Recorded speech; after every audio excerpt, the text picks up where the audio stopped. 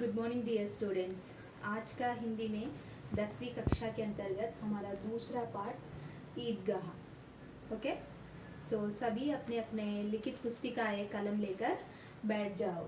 Okay, पाठ का नाम आकर ईदगाह है, इसके लेखक आकर प्रेमचंद है। मैं यहाँ पर लेखक शब्द का इसलिए यूज कर रही हूँ कि जो कविता लिखता है वो कवि है, जो गद्यबाग की रचना करता है उसे लेखक कहते हैं। इसी प्रकार कई प्रकार के कहानीकार, निबंधकार, पत्रकार भी कहते हैं। बट जो गद्यबाग ఎవరైతే గద్యభాగాన్ని రచిస్తారో వాళ్ళని లేఖక్ అనేసి అంటారు. కవి అంటే కవితలు రచించేవాడు. ఓకేనా? సో లిజన్, మన పాఠం వచ్చేసి ఈద్గా, మన లేఖకు వచ్చేసి ఎవరు? ప్రేమ్చంద్. ఫస్ట్ ఉన్ముఖీకరణలోకి వెళ్ళిపోదాం. ఉన్ముఖీకరణ అంటే ఏంటి అంటే మనం పాఠంలోకి ఎంటర్ అవ్వడానికి మోటివేషన్ లాగా, అంటే పాఠం ఏం చెప్తుంది ఒక చిన్న మోటివేషన్ లాగా ఇక్కడ ఉన్ముఖీకరణ చదువుకున్నాము. చూడండి, पति को जलती दोपहर में पेड़ सदा देते हैं छाया, खुशबू भरे फूल देते हैं, खुशबू भरे फूल देते हैं हमको नव फूलों की माला, त्यागी तरुओं के जीवन से हम भी तो कुछ देना सीखे. పతిక్ అంటే ట్రావెలర్, ప్రయాణికుడు. ప్రయాణికులకు మండుతున్నటువంటి దోపహర్ అంటే ఎండ, మధ్యాహ్న కాల సమయంలో నీడనిచ్చేటివి ఏంటి అంటే మన చెట్లు. ఓకేనా? సో మా సుహాసనతో నింపినటువంటి కొత్త కొత్త పువ్వులను కూడా ఈ చెట్లను ఇస్తాయి. ఇలాంటి త్యాగభరితమైనటువంటి చెట్ల నుండి మీరు కూడా ఏదో ఒకటి ఇవ్వడం నేర్చుకోండి. అంటే ఇతరులకి సహాయం చేసే విధంగా ఉండండి, దాంట్లోనే సంతోషం ఉంటుంది అనేసి ఈ ఉన్ముఖీకరణ యొక్క ఉద్దేశం. ఇక్కడ ప్రశ్న చూడండి, పతికోं को जलती दोपहर में सुख और आराम किससे मिलता है? किससे मिलता है? पेड़ों से. ओके, खुशबू भरे फूल हमें क्या देते हैं? खुशबू भरे फूल हमें क्या देते हैं? नव फूलों की माल అంటే కొత్త పువ్వుల యొక్క మాల. నవ్ అంటే కొత్త. ఓకేనా? నెక్స్ట్ వచ్చేసి हम भी तो कुछ देना सीखे, कवि ने ऐसा क्यों कहा होगा. అంటే మనం కూడా ఏదో ఒకటి ఇవ్వాలనేసి కవి ఎందుకు అన్నాడు అంటే ఇతరులకు మనం ఎప్పుడు సహాయకరంగా ఉండాలి కాబట్టి ఏదో ఒకటి ఇవ్వాలనేసి కవి అన్నాడు ఈ కవికి. నెక్స్ట్ వచ్చేసి మనకు ఉన్ముఖీకరణ అయిపోయింది. ఉద్దేశ్ అంటే ప్రతి పాఠం యొక్క ఉద్దేశం ఉంటుంది కదా ఖచ్చితంగా. మరి ఈ పాఠం యొక్క ఉద్దేశం ఏంటో చూద్దాం. कहानी विधा से परिचय कराना, छात्रों की कहानी लेखन कला का विकास करना, उनमें त्याग, सद्भावना और विवेक जैसी संवेदनशील कर्तव्य बोध संबंधी गुणों का विकास करना. అంటే మనం విధ గురించి చదువుకున్నాం. ఫస్ట్ లెసన్ బరస్తే బాధలు విధ ఏంటి? కవిత. దీని యొక్క విధ వచ్చేసి మనకు కహానీ అంటే స్టోరీ. ఈ స్టోరీ యొక్క విధానం ఎలా ఉంటుందో దాంతో పిల్లల్ని మీకు పరిచయం చేయడము. నెక్స్ట్ వచ్చేసి ఏంటి అంటే మీరు కూడా మీ మనసులో వచ్చేటటువంటి చిన్న చిన్న స్టోరీస్ని రాయడానికి మీకు ప్రోత్సహించడము. ఇంకా వికాస్ కన్నా త్యాగ, సద్భావన, వివేక్. త్యాగ గుణము, సద్భావన మంచి భావనలు, మోరల్ వాల్యూస్ అన్నమాట. వివేక్ అంటే నాలెడ్జ్ని పెంపొందించడానికి. సంవేదనశీల్ అంటే ఒకరి బాధను అర్థం చేసుకునేటటువంటి తత్వాన్ని డెవలప్ చేసుకోవడానికి ఈ కహానీ స్టోరీస్ ని ఇవ్వడం జరుగుతుంది. ఈ లెసన్ యొక్క ఉద్దేశం కూడా అదే. అర్థమైంది కదా? మీలో సద్భావన, ఒకరి బాధను అర్థం చేసుకోవడము, జ్ఞానము, త్యాగ గుణము అనేది నేర్చుకోవడానికి ఈ లెసన్ యొక్క ఉద్దేశమై ఉంది. నెక్స్ట్ వచ్చేసి విధా విశేష్. మరి ఫస్ట్ లోనే చెప్పాను ఈ లెసన్ యొక్క విధ ఏంటి? కహానీ, స్టోరీ ఉంది. అవునా? ఈ స్టోరీ అనేది మరి ఎలా రచిస్తారు, ఏంటిది స్టోరీ యొక్క స్పెషాలిటీ అనేది మనం చూద్దాం.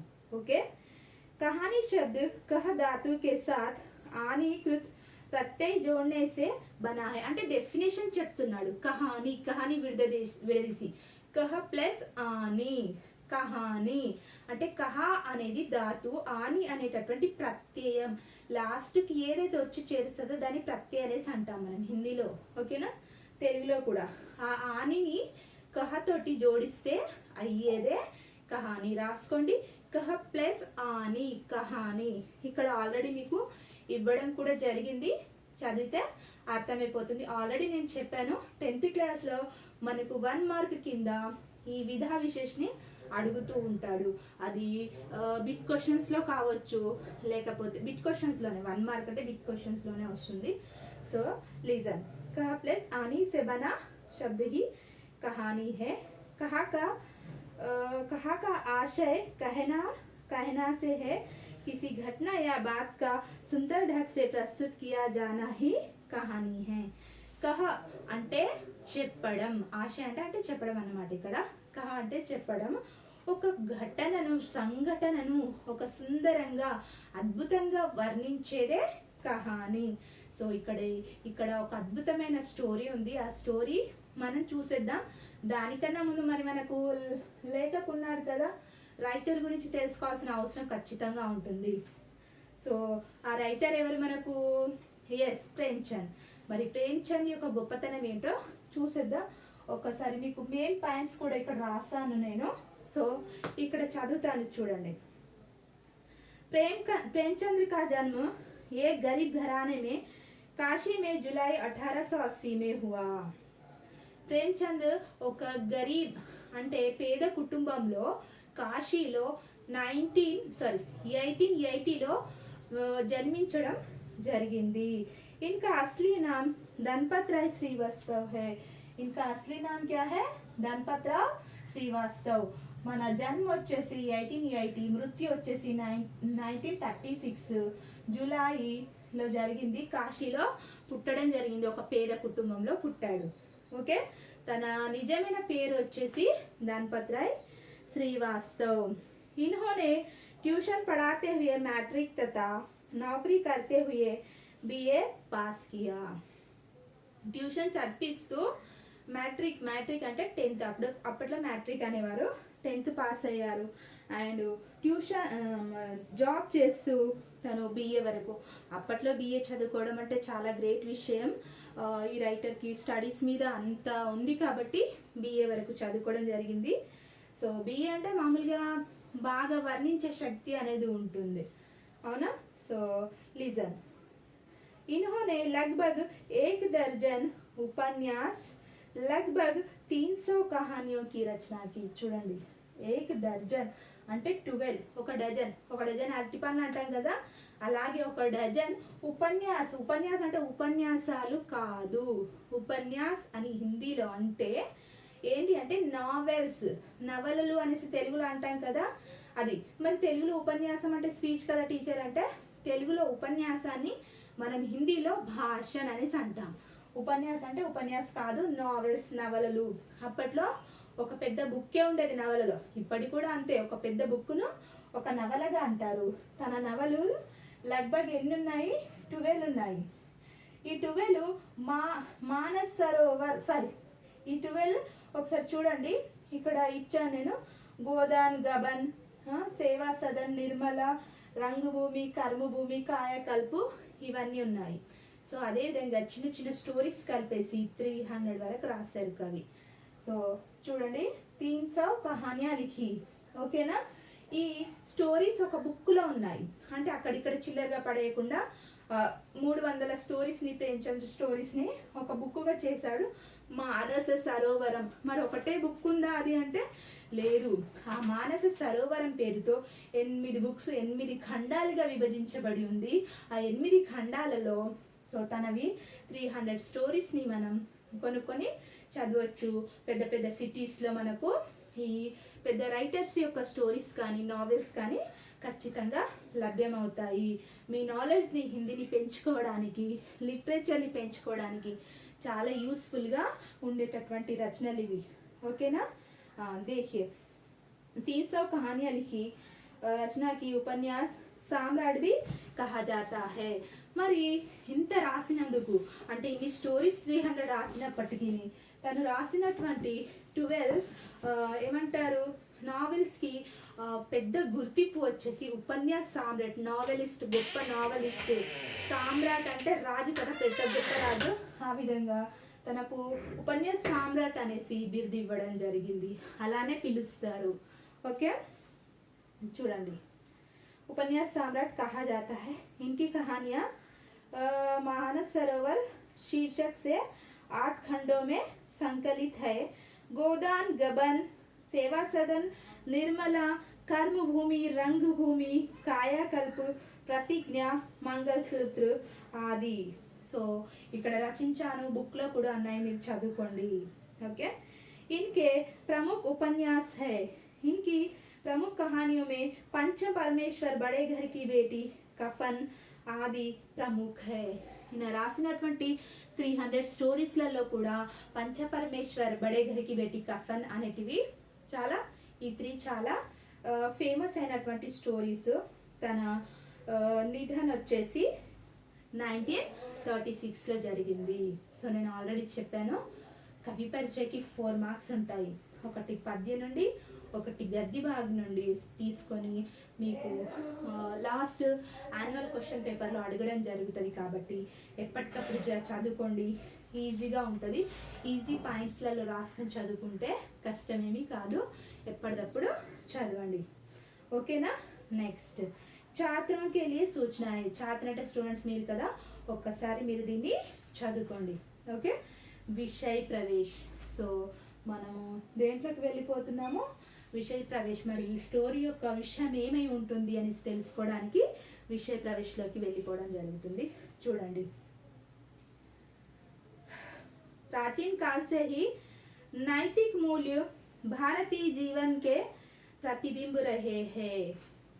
ప్రాచీన కాలం నుండి రాజులు, మహారాజులు, లేకపోతే అంతకన్నా ముందు నుండి ఏంటి అంటే నైతిక విలువలు. నైతిక మూల్య అంటే ఏంటిది, నైతిక విలువలు.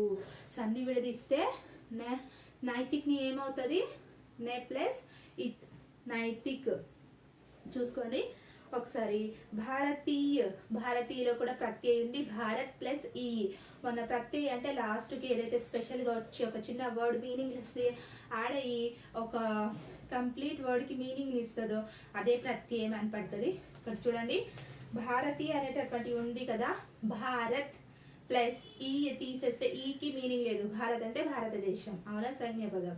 కాబట్టి భారతీయ అంటే ఈ ప్రత్యయం, భారత్ సంజ్ఞ పదం. మన భారతీయులలో నైతిక విలువలను పెంపొందించడం అనేది మొదటి స్థానంలో ఉంచడం జరిగింది. దానికి ఏంటి అంటే ఏమంటున్నాడు చూడండి. ప్రాచీన కాల్ से ही నైతిక మూల్య భారతీయ జీవన్కే ప్రతిబింబ రహే హే. అంటే భారతీయులం మేము, మాలో ఇలాంటి నైతిక విలువలు ఉంటాయి అని చూపించడానికి మన భారత్ ఫేమస్ అన్ని దేశాలలో అయి ఉంది. అవునా. నైతిక విలువలు అంటే ఏంటి, చిన్న పెద్దలను గౌరవించడము, అవునా, మన ఆచార వ్యవహారాలు, ముఖ్యంగా మన క్యారెక్టర్స్. ఓకే, इसका रूप हर भारतीय में समाया हुआ है. हम अपने बुजुर्गों, वयोवृद्धों का बड़े ध्यान रखते हैं. సో దీని యొక్క భారతీయ తత్వం అనేది మన ప్రతి భారతీయుల్లో కనబడుతుంది. మనం వయోవృద్ధులకు అంటే మన ఏమంటారు, పెద్దవాళ్ళకి, ఓల్డ్ ఏజ్లో ఉన్న వాళ్ళకి చాలా రెస్పెక్ట్ ఇవ్వడం జరుగుతుంది. వాళ్ళకి సర్వీస్ కూడా మనం చేస్తుంటాం. మన అమ్మలు ఏం చేస్తుంటారు, అమ్మమ్మలకు, నానమ్మలకు, తాతయ్యలకు చేస్తుంటారు కదా. మనం కూడా వాళ్ళు చెప్పిన మాటను వింటాం, వాళ్ళ డెసిషన్స్ని గౌరవిస్తాం, ఇంకా సజెషన్స్ కూడా అడగడం జరుగుతుంది. జైసే ఇస్ కహానీ మే దర్శాయా గయా హై. ఇక్కడ కూడా ఒక వృద్ధురాలి స్టోరీని ఎంతో అద్భుతంగా ఒక చిన్న పిల్లాడి యొక్క తన పట్ల బాధ్యతని ఎలా నిర్వర్తిస్తున్నాడు, ఎంత త్యాగ గుణాన్ని కలిగి ఉన్నాడు, ఈ లెసన్లోకి ఎంటర్ అయిపోదాం. సో లిజన్ స్టూడెంట్స్, స్టోరీ కాబట్టి జాగ్రత్తగా వినండి, 1-2 సార్లు వినండి, అర్థం చేసుకోండి. ప్రతిదీ ఏమంటారు, వర్డ్స్కి ఏవైతే మీకు అర్థం కాలేవో ఆ వర్డ్స్ రాసుకొని శబ్దకోశ, హిందీ డిక్షనరీ పెద్దది ఉంటుంది కదా, అందులో ప్రతి వర్డ్కి మీనింగ్ దొరుకుతుంది ఇంగ్లీష్లో లాగా. రాసుకొని మీరు ఓన్గా ఒకసారి చదివితే లెసన్ విన్న తర్వాత మీకు అర్థం కాకపోవడం అనేది ఉండనే ఉండదు. ఓకేనా. లెసన్లోకి వెళ్ళిపోదాం. మనం 2 పాత్రలు ఉన్నాయి, ఒకటి గుర్తుపెట్టుకోండి. ఇక్కడ పాత్ర హమీద్ ఆర్ దాది. దాది పేరు అమీనా అయి ఉంటుంది. అమీనా కాదు, అమీనానే ఉంది. సో లెసన్ ఒకసారి మనం చదువుదామా మరి. रमजान के पूरे 30 रोजों के बाद आज ईद आई है. कितना मनोहर, कितना सुहावना प्रभात. वृक्षों पर कुछ अजीब హరియాలి హే. చూడండి, రంజాన్కే పూరే 30 రోజులకి బాద్ మనకు రంజాన్ పండగ ఒక నెల ముందే స్టార్ట్ అయిపోతుంది. అది మీకు తెలుసు, ఎందుకంటే 30 డేస్ ఫాస్టింగ్ ఉన్న తర్వాతే, ఆ 30 డేస్ ఫాస్టింగ్ అయిపోయిన తర్వాత పండగ చేసుకోవడం జరుగుతుంది. మరి రంజాన్ అనేది ఏ ధర్మం వాళ్ళ పండగ? ముస్లిం వాళ్ళ పండుగ. ఓకేనా? लीजन स्टूडेंट, रमजान के पूरे 30 रोजों के बाद आज ईद आई है. 30 డేస్ ఫాస్టింగ్స్ అయిపోయాయి. ఏమొచ్చిందంట? పండగ వచ్చిందంట. పండగ యొక్క మార్నింగ్ రైటర్ లేఖకు అద్భుతంగా ఉదయాన్ని అద్భుతంగా వర్ణిస్తున్నాడు. చూడండి, కితనా మనోహర్, కితనా సుహావనా ప్రభాత్. వావ్, ఎంతో మనోహరమైనటువంటి, సుహావన ఎంతో మనసును దోచేటటువంటి, ఎంతో అందమైనటువంటి ప్రభాత్. ప్రభాత్ అంటే ఏంటి? ఉదయం, ప్రాతకాలం. ఇక్కడ నేను ప్రభాత్ కి పర్యాయ పదం రాశాను, ఒకసారి చూడండి. ప్రభాత్ అంటే ఏంటి? ప్రాతకాల్, సుబహ, మార్నింగ్. ఓకేనా? ఎప్పుడైతే సూర్యుడు ఈ భూమి మీదకి పడతాడో, సూర్యకిరణాలు పడతాయో, దాన్ని ప్రభాత్ అనేసి అనడం జరుగుతుంది. వర్ణిస్తాడు. వృక్షం పర్ కుచ్ అజీబ్ హరియాలి హే. చెట్లు చూస్తే చాలా పచ్చగా కనబడుతున్నాయి. హరియాలి, గ్రీనరీగా ఉంది. హరియాలిలో కూడా ఉంది. చూడండి, హరి ప్లస్ ఆలి. ఆలికి ఎలాంటి మీనింగ్ లేదు, హరా ప్లస్ ఆలి. ఓకేనా? చూడండి, खेतों में कुछ अजीब रौनक है. आसमान पर कुछ अजीब लालिमा है. చూడండి, ఖేతోమే, పొలాల్లో కూడా ఒక రౌనక్ అంటే వెలుగు, ఒక రకమైనటువంటి అందం కనబడుతుంది. అంటే పచ్చగా అందంగా కనబడుతూ ఉన్నాయి ఆ పంట పొలాలు. నెక్స్ట్, ఆస్మాన్ పర్ కుచ్ అజీబ్ లాలిమా. ఆకాశంలో కూడా ఆ సూర్యుని కిరణాలు మార్నింగ్ చాలా రెడ్ కలర్లో అందంగా కనబడుతుంటాయి కదా. సో అది ఎంతో అందంగా కనబడుతుంది. ఆజ్ కా సూర్య దేఖో కిత్నా ప్యారా, కిత్నా శీతల్ హే. అన్ని రోజుల కన్నా ఈరోజు సూర్యుని చూస్తే ఎంతో చల్లగా, శీతల్ అంటే చల్లగా, శీతల్ ఆపోజిట్ గర్మ. ఇక్కడ ఆల్రెడీ రాసాను నేను, చూసుకోండి. ఓకే, ఎంతో చల్లగా ఉన్నాడు. మానవ సంసార్కు ఈద్ కి బధాయి దే రహా హై. సో ఆ రోజు మార్నింగ్ ని చూస్తుంటే నిజంగానే ప్రకృతి మొత్తం వచ్చేసి ఈద్ కి బధాయి, ఏమంటారు, పండగ యొక్క శుభాకాంక్షల్ని తెలుపుతున్నట్టుగా కనబడుతుంది ఆ రోజు ఉదయం అనేసి కవి వర్ణిస్తున్నాడు. ఈద్ అంటే ఏంటి మరి? పండగ. ఈద్ అంటే పరువు, ఉత్సవ్, ఇంకా తెలుగులో అయితే పండగ. గుర్తుపెట్టుకొని రాసుకోండి. ఈద్గాహ్ జానేకి తయారియా హో రహీ హై. అయితే మామూలుగా ముస్లిమ్స్ నమాజ్ ఎక్కడ చేస్తారు? మన మస్జిద్లో చేస్తారు, అవునా? కానీ పండగ రోజు మాత్రం ఈద్గాహ్ అంటే ఒక స్పెషల్ ప్రదేశం ఉంటుంది, దాన్నే ఈద్గాహ్ అంటారు. ఊరి బయట ఒక స్పెషల్ ప్రదేశం ఉంటుంది. అందరు అక్కడ భూమి గుడి, మా ఊరు చల్లగా ఉండాలి, మా ప్రజలందరూ చల్లగా ఉండాలి, దేవుడా దీవించు, పంటలతో సుఖ సంతోషాలతో ఎలాంటి రోగం మా ఊర్లోకి రాకుండా, ఎలాంటి కష్టాలు మా ఊరిపైకి రాకుండా, మా పిల్లలు చల్లగా ఉండాలి, సుఖశాంతులతో ఉండాలి, మా ఊరి మొత్తాన్ని రక్షించు అనేసి సామూహికంగా ఆ ఈద్గాహలో ప్రార్థన చేయడం జరుగుతుంది. ఆ ప్రదేశాన్ని ఈద్గాహ్ అంటారు. ఓకే, నెక్స్ట్ తయారియా. ఇక్కడ రాశాను, తయారియా అంటే ప్రిపరేషన్స్. ఓకేనా? తయారీ ఏకవచన్, तैयारियां बहुवचन. ओके, नेक्स्ट, लड़के सबसे ज्यादा प्रसन्न है, बार बार जेब से खजाना निकाल कर गिनते हैं. మరి పండగ అంటే అందరికన్నా సంతోషంగా వేసేది ఎవరికి? చిన్నపిల్లలకి.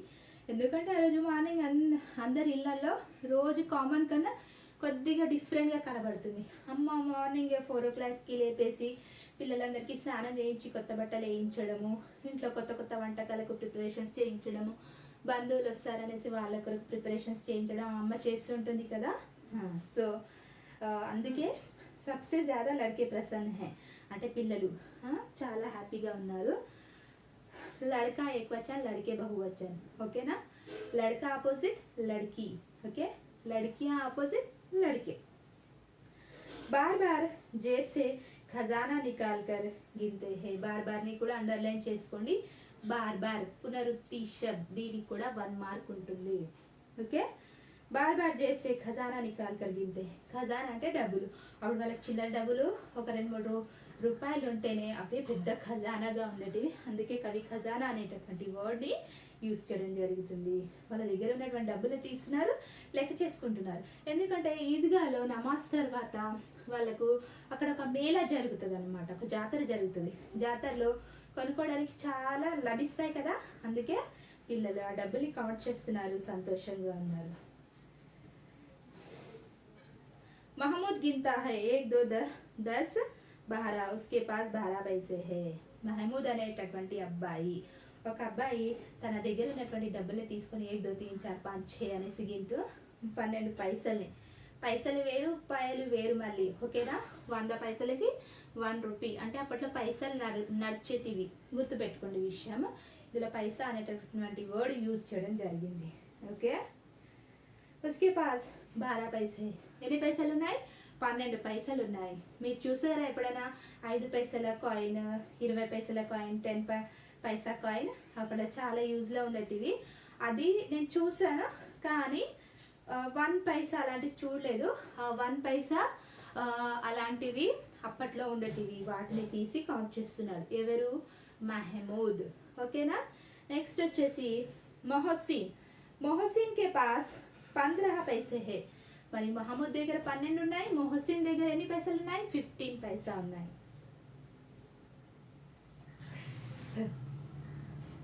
ओके. इनसे अनगिनत चीजें लाएंगे, खिलौने, मिठाइयाँ, बिगुल, गेंद. नेक्स्ट आकर और ना जाने क्या क्या. సో ఏమనుకుంటున్నారు వాళ్ళు? ఇన్ని డబ్బుల్ని చూసుకొని అమ్మ నేను ఎన్నో వస్తువుల్ని కొనుక్కుంటాను. ఏంటి అంట? ఖిలోనే టాయ్స్, ఓకే. మిఠాయి స్వీట్స్, ఓకే. బిగుల్ ఏమంటారు? Whistle, city. గేంద్ అంటే బాల్, ఆర్ నా జానే క్యా క్యా, ఇంకా ఏదేదో కొనుక్కుంటాను. చూడండి అప్పట్లో తక్కువ మనకే ఇన్ని వచ్చేటివి. నిజంగా హ్యాపీ ప్రపంచం కదా. మిఠాయి ఏకవచన్, మిఠాయియా బహువచన్, ఓకే. ఆర్ సబ్సే జ్యాదా ప్రసన్న హై హామీద్ వచ్చేసాడు. ఈ లెసన్ యొక్క మెయిన్ క్యారెక్టర్ ఈ అబ్బాయి హమీద్. ఓకే. అందరికన్నా ఈ అబ్బాయిల కన్నా అందరికి ఇంకా ఎక్కువ హ్యాపీగా ఉంది ఎవరు అంటే ఈ అబ్బాయి. మరి ఈ అబ్బాయి దగ్గర డబ్బులు ఎక్కువ ఉన్నాయేమో చూద్దాం, ఓకేనా. అందుకే హ్యాపీ ఉండి ఉంటాడు. वह भोली सूरत का 4-5 साल का दुबला पतला लड़का था. ఓకేనా. హమీద్ ఎలా ఉన్నాడంట? భోలి అమాయకమైనటువంటి ఫేస్. భోలి సూరత్ అంటే అమాయకమైనటువంటి ఫేస్. 4-5 साल का దుబ్లా పత్లా అంటే ఒక 4-5 years ఉండి ఉంటాయి అబ్బాయికి, ఓకే. అండ్ చాలా సన్నగా ఉంటాడు. లड़का था. उसका पिता 10 वर्ष हैजे को भेंट हो गया. అయితే అబ్బాయి యొక్క ఫాదర్ హైజా, కలరా రావడం వల్ల, కలరా అనేటటువంటి వ్యాధి రావడం వల్ల, గత్ వర్ష్ అంటే గడిచిపోయినటువంటి వర్ష్. చూడండి ఇక్కడ వర్ష్ అనేటటువంటి వర్డ్ యూస్ చేయడం జరిగింది. నేను మీకు డిఫరెంట్ ఫస్ట్ లెసన్లో చూపించాను, అవునా. వర్ష అంటే వర్షం, వర్ష్ అంటే ఇయర్, ఓకే. గత్ వర్ష అంటే పోయిన గడిచిన సంవత్సరం. గడిచిన సంవత్సరమే వాళ్ళ నాన్న చనిపోవడం జరిగింది. भेंट हो गया అంటే मर गया, ओके. माँ ना जाने क्यों पीली पड़ती गई और एक दिन वह भी परलोक सिधार गई. మా అబ్బాయి వాళ్ళ అమ్మాయి కూడా పీలి పడినా. పీలి ఎప్పుడు అవుతాము? ఎల్లో కలర్లో జాండీస్ అయినప్పుడు. వాళ్ళ అమ్మ కూడా జాండీస్కి గురి అయిపోయి చనిపోవడం జరిగింది. పర్లోక్ సిధారణ ముహావర, ఓకేనా. ముహావరలు రాశాను నేను ఇక్కడ, చూసుకొని మీరు తర్వాత. ముహావరకు కూడా మనకు 10th లో 1 మార్క్ ఉంటుంది. 1 మార్క్ కింద లెసన్ మొత్తంలో వచ్చే ముహావరలు చదువుకుంటే సరిపోతుంది. పరలోక సిధారణ అంటే ఏంటి? చనిపోవడం. किसी को पता ना चला कि आखिर अचानक ये क्या हुआ. మరి వాళ్ళు ఎలా చనిపోయారు, ఏం జరుగుతుంది వాళ్ళ జీవితాల్లో, అబ్బాయి జీవితాల్లో కూడా ఎవరికి అర్థం కాకుండా పోయింది. Okay next. अब हामिद अपनी दादी अमीना की गोदी में सोता है. दादी अम्मा हामिद से कहती है कि उसके अब्बा जान रुपये कमाने गए हैं. మరి ఈ అబ్బాయిని ఎవరు పోషిస్తున్నారు? తల్లి చనిపోయింది, తండ్రి చనిపోయారు. అంటే దాది ఎవరు? దాది. ఎస్, దాది ఒకరే ఉంది. ఆ దాది పేరేంటి? అమీనా. గుర్తుపెట్టుకోండి, రాసుకోండి. దాదికి గోది మే సోతా హై. గోద్ అంటే ఒడి, అంటే అమ్మ ఒడిలాగా తన నానమ్మ ఒడిలో పడుకుంటాడు. అండ్ దాది హమేసే కైతే అంటే ఎప్పుడు కూడా ఏం చెప్తుంది? చనిపోయింది అంటే వాళ్ళకి అర్థం కాదు కదా చిన్నపిల్లలకు. కాబట్టి వాళ్ళ నానమ్మ ఏమంటుంది అంటే అబ్బాజాన్. అబ్బాజాన్ అంటే ఎవరు? నాన్న. మీ నాన్న డబ్బులు సంపాదించడానికి వేరే దేశాలకు వెళ్ళాడు అనేసి వాళ్ళ అబ్బాయికి సర్ది చెప్తూ ఉంటుంది. ఓకే. अम्मी जान अल्लाह मियाँ के घर में उसके लिए बहुत सी अच्छी चीजें लाने गई है. మరి అమ్మ ఎక్కడికి వెళ్ళిందంట? అల్లామియా. అల్లామియా అంటే ఎవరు? గాడ్. గాడ్ దగ్గరికి నీ కొరకు మంచి మంచి వస్తువులు తేవడానికి వెళ్ళింది, ఆడుకోవడానికి టైర్స్ తీసుకురావడానికి వెళ్ళింది అనేసి చెప్తుంది. 4-5 years అంటే ఏం నాలెడ్జ్ ఉంటుంది? నిజమే అనుకుంటారు కదా అబ్బాయి కూడా అలానే. ఓకే. आशा तो बड़ी चीज है. हामिद के पाँव में जूते नहीं है, सिर पर एक पुरानी टोपी है. మరి ఆశ అనేది చాలా పెద్ద విషయం. అయితే అబ్బాయికి చనిపోయారని తెలియదు, ఎలాగో వస్తారని తెలుసు. కాబట్టి ఎంతో ఆశతో చాలా సంతోషంగా బతికేస్తూ ఉంటాడనమాట. తన కాళ్ళలో వేసుకోవడానికి షూస్ లేవు. ఓకేనా. పావ్ మే జూతే నహీ హై, సిర్ పర్ ఏక్ పురానీ టోపీ హై. ముస్లిమ్స్ పైన టోపీ పెట్టుకుంటారు కదా, అది కూడా పురాణి, పాతగా అయిపోయినటువంటి ఒక టోపీ ఉంది. పురాణి ఆపోజిట్ నై. ఓకేనా. జిస్కా గోటా కాలా పడిగా. గోటా అంటే ఆ టోపీకి అంచు ఉంటుంది కదా, రౌండ్గా అంచేసి కుడతారు కదా, అంచు కూడా పాత పడడం వల్ల బ్లాక్ కలర్లో అయిపోయింది, అంటే చాలా పాత పడిపోయింది అనేసి. ఓకే. ఫిర్ భీ వో ప్రసన్న హై. అయినప్పటికీ కూడా అబ్బాయి ఎలా ఉన్నాడంట? చాలా హ్యాపీగా ఉన్నాడు. నెక్స్ట్. अभागिन अमीना अपनी कोठरी में बैठी रो रही है. आज ईद का दिन है और उसके घर में दाना तक नहीं है. అభాగ్యురాలు. అభాగిన ఆపోజిట్ ఏంటి మరి? ఇక్కడ నేను రాశాను చూడండి. అభాగిన ఆపోజిట్ భాగ్యురాలు, అభాగ్యురాలు. అభాగ్యురాలైనటువంటి అమీనా తన కోట్రీ అంటే ఏంటి? గుడిసెలో కూర్చొని ఏడుస్తా ఉంది. ఎందుకంట? ఈరోజు పండగ దినం, కానీ ఇంట్లో తినడానికి ఒక మెతుకు కూడా లేదు. దానా తక్ నహీ హై. ఓకే. లేకిన్ हामिद उसके अंदर प्रकाश है, बाहर आशा की किरण. हामिद भीतर जाकर दादी से कहता है, तुम डरना नहीं अम्मा, मैं सबसे पहले आऊंगा, बिल्कुल ना डरना.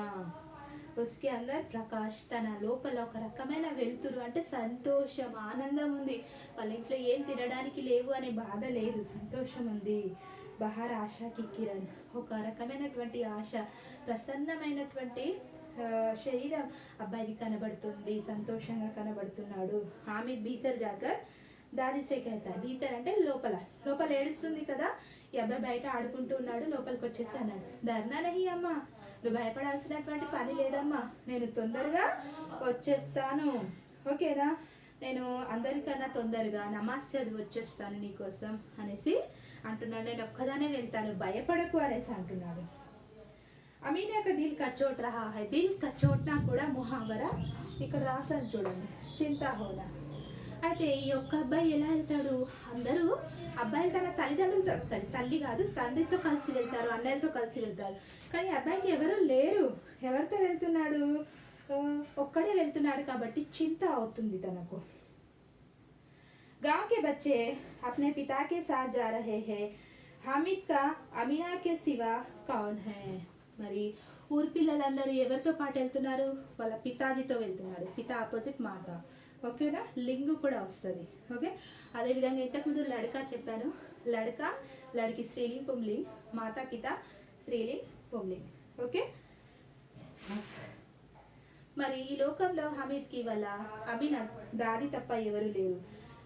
భీడ్ మే బచ్చా కహీ ఖో గయా తో క్యా హోగా. భీడ్ అంటే జనం. జనాల్లో అబ్బాయి ఎక్కడ తప్పిపోతే నేనేం చేయాలి అనేసి ఆలోచిస్తుంది. 3 కోర్స్ చలేగా కైసే. 3 కిలోమీటర్లు ఎలా నడుచుకుంటూ వెళ్తాడు వీడు. पैरों में छाले पड़ जाएंगे, जूते भी तो नहीं हैं. पैरों में అలా నడుచుకుంటూ వెళ్తే తన కాళ్ళల్లో బొబ్బలు వచ్చేస్తాయి. ఎందుకంటే తను వేసుకోవడానికి కాళ్ళలో జూతే కూడా లేదు. అప్పట్లో రోడ్లు మనలాగా ఉండేటివా? సీసీ రోడ్లు, డాంబర్ రోడ్లు అనేసివి, మట్టి రోడ్లు, కాంకర్ రోడ్లు. అందుకే అలా ఆలోచించుంటుంది. वो थोड़ी दूर चलकर उसे गोदी में ले लेगी, लेकिन वहाँ सेवैयाँ कौन पकाएगी? पैसे होते तो लौटते लौटते सारी सामग्री जमा करके झटपट బనా లేతి. ఒకవేళ నేను తీసుకెళ్దాము అంటే నేను తీసుకెళ్ళి కొద్దిగా నడిచిన తర్వాత ఎత్తుకునేదాన్ని. కానీ తన ఇంట్లో సవయ్య లేవే. సవయ్య అంటే ఏంటి? పాయసం చేయడానికి అవసరం ఉంటాయి కదా, డ్రై ఫ్రూట్ కాదు ఇక్కడ. సేవి అంటే సేమియాలు లేవు కదా. ఒకవేళ నా దగ్గర డబ్బులు ఉన్నా కూడా వస్తే లౌట్ వచ్చేటప్పుడు తీసుకొచ్చి ఫటాఫట్ చేసేదాన్ని. డబ్బులు కూడా లేవు. మరి నేనేం చెయ్యాలి? ఇక్కడ ఉండి ఎవరి దగ్గర నన్ను అడిగి చేయాల్సి ఉంటుంది. కాబట్టి నేను వెళ్ళాల్సిన అవసరము ఉంది, కానీ నేను వెళ్ళలేని పరిస్థితి అనేసి ఆలోచిస్తుంది. యహాతో చీజే జమా కర్తే కర్తే గంటే లగేంగే. మరి నేను ఇవి సమకూర్చుకోవాలంటే చాలా సమయం పడుతుంది కదా అనేసి ఆలోచిస్తుంది. गांव से मेला चला, बच्चों के साथ हामिद जा रहा था. गांव से मेला चला. ఊరు నుండి మేళ కూడా బయలుదేరింది, జాతర. చాలా మంది జనాలు కలిసి, ముస్లిమ్స్ అందరూ కలిసి వెళ్తుంటారు కదా నమాజ్ చేయడానికి. గుంపులుగా అలా వెళ్తున్నారు. వాళ్ళతో పాటు మన హమీద్ కూడా వెళ్ళడం జరిగింది. షహర్ కా దామన్ ఆ గయా. సో ఏమొచ్చేసింది? సిటీ యొక్క బార్డర్. దామన్ అంటే ఏంటి? బార్డర్. అంటే ఎంటర్ అవుతున్నాడు. సిటీ యొక్క బార్డర్ వచ్చేసింది. सड़क के दोनों ओर अमीरों के बगीचे है. सड़क के दोनों, రోడ్ కి రెండు వైపులా అమీరో అంటే పెద్దవాళ్ళ, గొప్ప వాళ్ళ యొక్క ఏమున్నాయి? తోటలు కనబడుతున్నాయి. బగీచా ఏకవచన్, బగీచే బహువచన్. बड़ी बड़ी इमारतें, अदालत, कॉलेज, क्लब, घर आदि दिखाई दे रहे हैं. बड़ी बड़ी इमारतें, పెద్ద కట్టడాలు.